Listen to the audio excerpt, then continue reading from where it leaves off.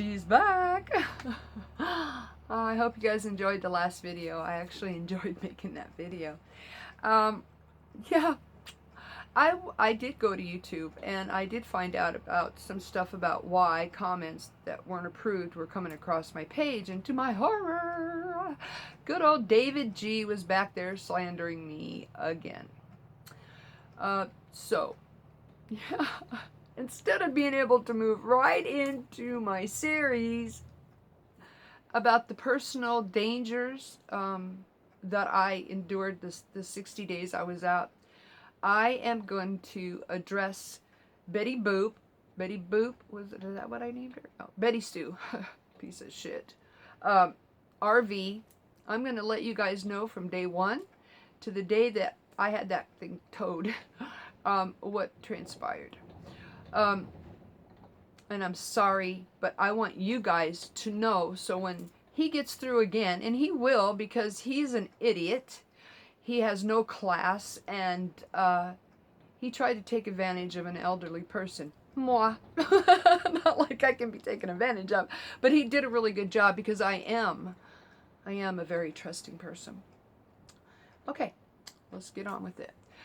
When I decided to become a nomad, I knew because of my Social Security retirement that I could not qualify to buy my own rig. I only made $1,200 a month, and at that time I didn't even make a full $1,200. I was like at $1,188. And of course, because of my medical, I didn't have a great credit standing. I had just under $600.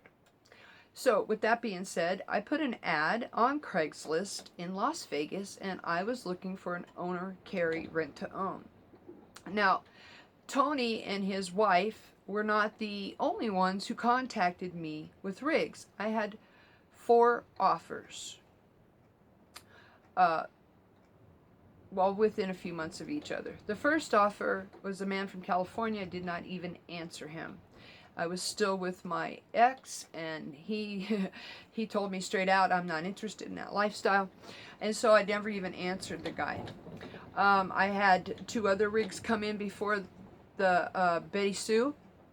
One of them was $7 something a month they wanted, and the other one was $1,212 a month. They were both way too expensive and out of my league. So when the owners of BettySue contacted me and informed me that the payments would just be $465 a month, including insurance and registration, that was perfect. And we made arrangements for me to go see the RV. Now, when I first seen the RV, it was hooked up to an electrical line, and I would ask why, and they told me that the generator had inadvertently quit working, and that they had to use an outside generator. At no time did they ever tell me that he himself had messed up that generator, not only the generator, the inverter and converter in the house, which controls and gives you electricity, that was not covered under warranty because he himself messed it up. Okay, that's 1. 2, my first test drive in this RV was around his neighborhood. I never got that RV up over 30 miles an hour because it's in a neighborhood. His explanation was he squeezed me in and he had to go to work. I did notice that the ABS light was on, and I asked him, I said, why is the ABS light on? He goes, oh, a sensor is out. And gullible, I believed him. I wasn't happy with that test drive, and I still had 3 weeks before I was to purchase rent-to-own BettySue. So after I had test drove, I contacted this gentleman a few days later, and I said I'd really like another test drive, and I'd like it on the freeway. And I have had husbands and boyfriends that are mechanics. I know stuff, okay? Especially sitting in a rig. Now, I had sat in the driver's seat, and I felt wobble. I wanted to know if there was wobble on the other side. Normally, wobble is an unbalanced tire or a warped tire. Depending on how you wobble, it's in the front or the back.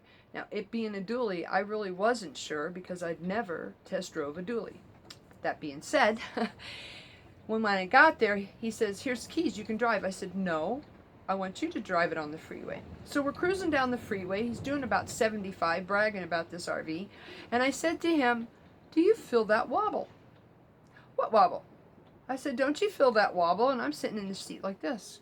He goes, there's no wobble. I said, are you sure that isn't connected to the ABS light? He goes, the ABS light I told you is on a sensor.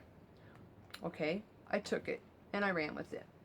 3 weeks go by, and the day to purchase this RV, I actually went over one time. And again, when I walked up, they had it plugged into their house. So there was full power inside. I installed solar. And I left. And I took my brother with me. A brother. He's not related, but he's a brother. I took Billy with me. And Billy said, Tammy, this house smells moldy. I said, it's just been locked up, Billy. Don't worry about it. You see these black lines? I've had them since I moved in that RV. But that's another whole subject. Anyhow, I really hate rushing this, but I don't want this to be a long, drawn-out video. I want you guys aware of actually what happened, okay? Because they're slandering me every chance they can get through, calling me a thief.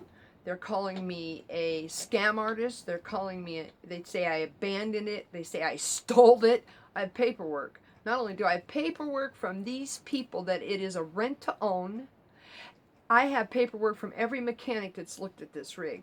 I have the paperwork from the wheels that I've had paid to change out. Just saying, you guys, I have proof. I have proof that I had it towed. So, on with this story. So, I had bought and paid for a rack to put my scooter on. And Tony said, oh, have it sent here. I'll install it for you. Well, to my horror, when me and my ex-husband got there to load my scooter on and take the RV, he had to put the outside generator on it. Not only put it on, he bolted it down. That left 2 feet for me to put my scooter. There was no way. And I only bought that rack so I could take my scooter with me. And so me and my ex-husband, he found out the reason we couldn't lift it up is the guy had bolted it down to my rack. We unbolted it and we put that generator in the back. And we put my scooter up on the rack, the reason I had bought it. We strapped it down and we took off. Well, when I took off, there was an annoying beep inside that I had never heard before. And I thought maybe it was because the truck battery maybe hadn't been started in a few weeks since I last had it test drove. And so I asked her, I said, what's that beeping in the house? And she's like, oh, I don't know, ask Tony later. Okay. So I take the RV, yada, yada, yada, get it packed up. My goal is to leave September 1st, Friday night by 5 p.m. We made it. My ex-husband and me worked all day long to get this rig ready and packed for me to pull out by 5 p.m. on this Friday afternoon in my new house. And I did. On the way out of town, I stopped, filled my propane tank, which kind of shocked me because the only reason I stopped is as I was getting ready to check off, I checked my levels and it showed me I was almost out of propane gas. And I was like, oh my God, I can't go out boondocking with no propane. My refrigerator runs on propane. So I stopped. It took 1.5 gallons, you guys. So right out of the bat, I knew there was something wrong with my sensors. Okay, that can be dealt with. And I tell you guys all the time, I'm a positive person. I try to see positivity in everything and everybody. It's a bad fault of mine. I'm so gullible. You'll see that when I start telling you my stories about the personal dangers and the people I allowed in my life who terrorized me. But I'm going out of town. I'm heading toward Boulder City, Nevada, because I want to go over Hoover Dam and through Kingman. And I hit the Walmart on the way out of town. It's starting to get dark now. And I shut off my rig and I go in the back to get my purse and my wallet. And I hit a light and nothing. It's black. And I thought, oh my God, I never unhooked this rig and turned on a light at all to verify that it worked. And I knew that the battery's dead. I took the brand new battery for the solar and went outside and started trying to change my battery. I have never done this, you guys. I'm sitting in the middle of a Walmart parking lot. Chloe's tied to a tree. Oh, God, it's hot. I'm sweating. At 11 o'clock at night, at 10 o'clock, I finally called my ex-husband. I said, please, please, please, I've never done this. Come help me. I shocked myself. I burned myself. Because on solar, you hook up negative first and then positive. Well, on a house battery or a car battery, you hook up positive and then negative. And I never knew that. I kept getting shocked. I kept getting burnt. Finally, I looked it up, and I found out it's reverse of solar. So I did it. I finally, as my ex-husband's pulling up at 11 something at night, I finally get my battery hooked up. Now, I go into Walmart thinking all Walmarts are going to let me spend the night. And I said to them, I just bought a battery in here. I just want to spend the night. And I had troubles. I had to replace my battery. I just want to spend the night. I'll be gone in the morning. No, it's against the law here. Okay. My ex-husband goes, Tammy, let's just go to dinner so you can relax. I said, no, I got to get out of town. I ended up spending the night in a truck stop, in a casino truck parking area right outside of Hoover Dam for my first night of boondocking. Still no electricity inside my house. Well, after I replaced the battery, I could turn a light on. So I take off. It was during the time between Kingman, after I had stopped at a Walmart there to get supplies for the first week, because that's originally why I stopped at the Walmart in Vegas, to get food and stuff for my first couple weeks out. So I stopped in Kingman, I got my stuff, and I took off. And I was going down I-40. My destination was the Grand Canyon, and I've traveled that road many times. I'm an Arizona girl. I love Route 66. I almost took Route 66 just for the scenic view, but I stayed on I-40. There was a point, probably 50 miles out of Williams, Arizona, that the traffic became stopped. I mean stopped. It took me 2 hours to get 50 miles because of the traffic. Now, during that time, as I would inch forward, I felt the front of my truck do this. I was like, holy shit, I got a low tire or I got a warped tire. So the minute I got into Williams, I checked the tires. They were all fine. And you could not tell by the driver's side tire that it was shaped like an egg by looking at it. I knew the day that I took my RV in, which was just 10 days into my purchase of rent-to-own of this vehicle, that the bearings were out in the front end.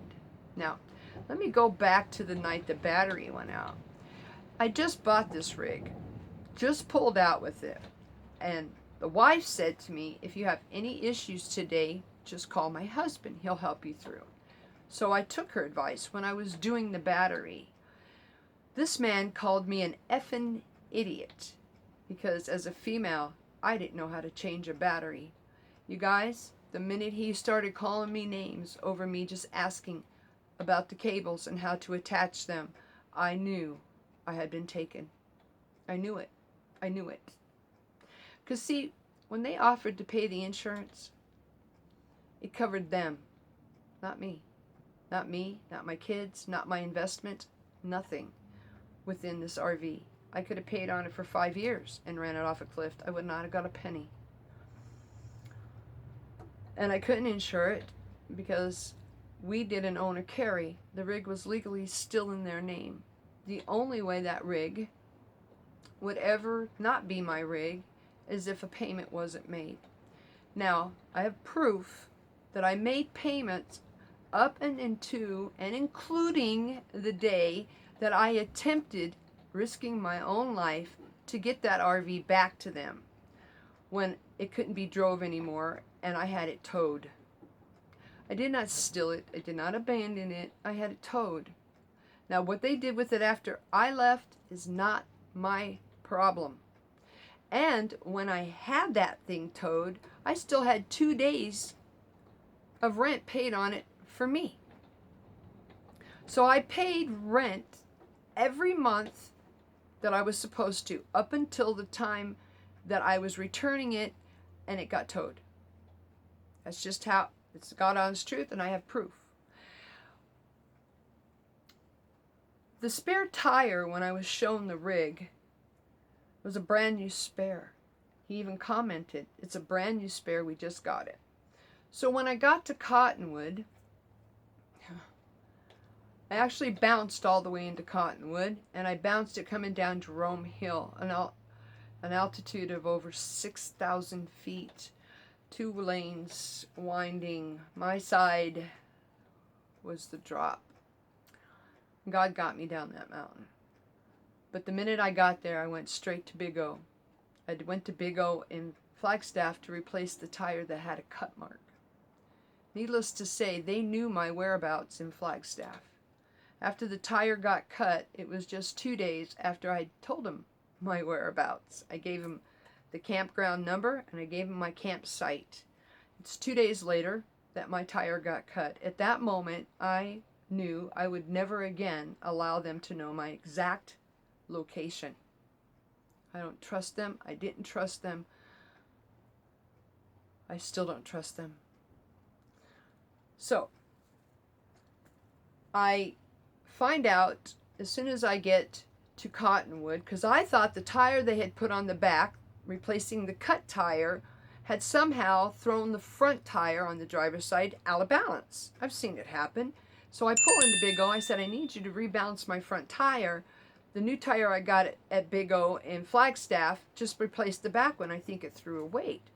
The guy walked over, and without lifting my RV off the ground, he goes, "Lady, that tire is dangerously warped." He goes, "I can't believe you haven't had a blowout." I said, "Is it safe to drive 5 miles?" He goes, "I wouldn't be caught dead in that truck." And he lifted it up, and you guys, I swear to God, that tire was shaped like an egg. Not only that, the guy reached down, grabbed my tire and said, and there was that much play. And then he went, and he goes, "Your front end needs some serious work." And I said, "I'm a female, you're trying to rip me off." He goes, "Lady," he goes, "I'm trying to save your life." He goes, "If you don't believe me, take it elsewhere." And I did, you guys. I took it to 3 other mechanics in Cottonwood, Arizona. I got the same report from each and every one of them. Do not drive this rig. It is a death trap. Well, I was stuck in Cottonwood. I could not stay there. I had to take my life in my own hands just to get down to Phoenix. And I did. And when I got the camp working job in Arizona, the first thing I did was thank God that I had a permanent place to park and I never had to get behind the wheel of that RV again. Now, did I tell these owners? Hell no. When I got cussed out for asking how to put on a house battery, I wasn't going to open myself up to any more verbal abuse. And I feel sorry for that guy's wife. I imagine she suffers his abuse all the time. Because if he can talk to me like that, a complete stranger, he has no problem cussing his wife out either. Just saying. So no, I did not tell them. But if you watch my videos, and you watch my videos, because I have videos from the time I started packing up my house, you can see that this infection, this is my 3rd week on antibiotics since being out of that other rig. You see this? It's black mold. That house is filled with mold. The shower leaked, the wall leaked, the water heater leaked, the roof leaked. And as I started realizing that this place had leak after leak after leak, I went into my living room, and even in there, you could see above the windows how the wallpaper was melting.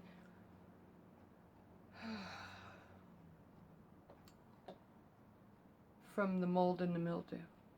I had to wash everything in that house when I moved into this one because the stench of mold and mildew was so overpowering. So this guy is now taking to my YouTube channel, calling me a scam artist, a fake, a thief. I never stole that RV. I rented it to own. And the minute I quit renting it, it was null and void. We never had it notarized. They never even asked me for my ID. This rig is a legal rig. That rig was never legal. You know, I try not to pass judgment on people, but I believe with all my heart, that they sold that to me. They insured it to the hilt, knowing that the front end was bad. Just waiting for the report that, oh my God, your RV went off a cliff. Your RV lost a tire and flipped. I would have got a penny, you guys, and they would have got a big-ass payoff. They got from me more than they deserve, because not only did I make my monthly payments faithfully, days sometimes early, I put an extra $600 plus into that piece of shit death trap. Now, they can get on here and slander me all they want, but I guarantee them that I will report them each and every time. I guarantee them if I can block anything they throw at me, I don't care what name they use, I will do it. They need to quit blowing up my phone. They need to quit cussing at me in my messages. They need to quit calling me names and belittling my character. Because I have all proof, documentation, and witnesses to everything I have said about this RV. So if they want to continue to slander me, threaten me, and call me names, I will get a lawyer. I'm sorry you guys had to listen and deal with this. I tried as hard as I could to rectify that rig, but the fact is both front end tires, wheels, had to be, the ball joints had to be redone, the bearings had to be redone, and I was told by 3 of the 4 mechanics that if the front end had been abused, this was only a 7-year-old rig, 8 maybe, if the front end had been that abused, those dualies in the back were as bad. As bad. So we're not talking about just $600 to $700 for one side, a couple thousand, 4,000 I think it was the estimate for both. We're talking 8,000 to 10,000 for all of them. Every one of them. Not to mention, the insides would have to be stripped and rebuilt. The mold was everywhere, you guys. It was horrible. It was one of the, I'm still fighting the sinus infection. And this is my 3rd week on antibiotics in a clean house. I was on antibiotics every other week while I lived in there. My doctor's like, Tammy, we can't get rid of this. It's going to go septic. They were worried about me. And these people have nerve? You know what? I pray for them. I pray that God would give them exactly what they have coming. Because God knows all truths, you guys. He knows my truths. He knows their truths. He knows what they expected to happen. And He knows how I was faithful in believing everything they had told me. And to God be the glory that they will be exposed. So please do me a favor. If you read something from somebody and they're calling me a thief and that I dumped it on the side of the road, that didn't happen. Simply send me an email. I'll talk about it to you. I'll talk about it to you again. But don't believe the trash they're trying to throw out at my channel. I mean, my God, it's not like I have 10,000 subscribers. I got, 182 now? They just can't stand the fact that I found out. They're not getting that major payoff. No. No, they're not. Anyway, they cursed my new house, Halo, but I have news for them. God blessed this house way before I got it. Anyway, yeah, it's getting into 25 minutes here. I didn't want to have to drag you guys through all of this BS. You know, I try to keep it drama-free. Sometimes lately I wonder. But you know what? I think that truth and the other side of the story is important. Can I prove that they wanted me harmed so they could collect insurance money? No, I cannot. I can pretty much prove they knew the front end was gone. They knew there was mold in here. They knew the shower leaked. They knew that the floor around the toilet was falling in. They knew he had messed up the generator, the inverter, and the converter. They knew this house ate batteries. They knew that house Wasn't worth $5,000, let alone the $18,000 that they wanted me to pay for it. I was in that rig and paid 7 payments, not including the 600 plus that I put into it just to be able to safely make it to my first camping job. They owe me. That's the way I look at it. You guys have a blessed day. Again, I'm sorry for the drama. I hate drama. But I hate chicken shit people who are going to go around and slander me on a public station when they ain't got the balls to admit their faults. Stop calling my phone. Stop cussing at me in my messages. And stop harassing me. Everything you have said to me, everything you have sent to me has been copied and is ready for a lawyer. I will sue you. Simply go away. I love you guys. Have a blessed day. I'm so sorry about this. I really intended to do my first video about the physical dangers that happened to me up at the Grand Canyon. Now you know one of them. Driving extremely dangerous rig. Oh, by the way, that brand new spare that he showed me when I bought it, when I got to Cottonwood, I said, I have a spare. I have a brand new spare. I wanted that tire off of there. I said, let's pull my stuff out of the back. And we did. We unloaded generator and everything. We opened that up, and to my horror, the spare that was in there, and I'm not kidding, I have pictures, had chunks of rubber, deep, missing out of it all over both sides. That guy looked at me and he said, that's why your front end is the way it is. Have a blessed day, you guys. Thank you for listening. Thank you for understanding. Again, my personal email is listed on the video right before this. If you want to comment to me in private, please do so. For those of you who have a kind word to say, help yourself. But I have fixed it, and comments that are rude and hateful will not go through. Only the people I've pre-approved will show up on my comments. Unless another snake like David G gets through. Peace. Don't forget to love yourself. Bye-bye. Oops, which button? Pick a button. No.